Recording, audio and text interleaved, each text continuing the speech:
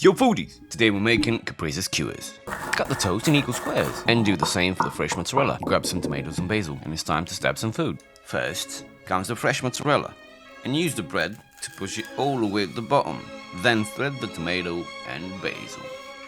Now repeat the process as many times as you need to fill the skewer, all the while leaving room for people to hold them. It's time to place them on a big enough plate to get them ready for the next step, which is seasoning.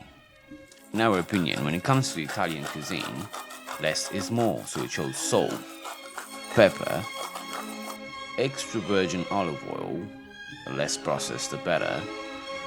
Next comes the balsamic glaze, if you can get a hold of it. If not, balsamic vinegar would do. And there you have it, delicious and refreshing Caprese skewers that are perfect for any occasion.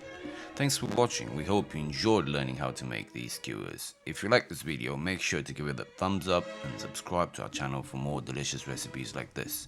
Until the next time, happy cooking.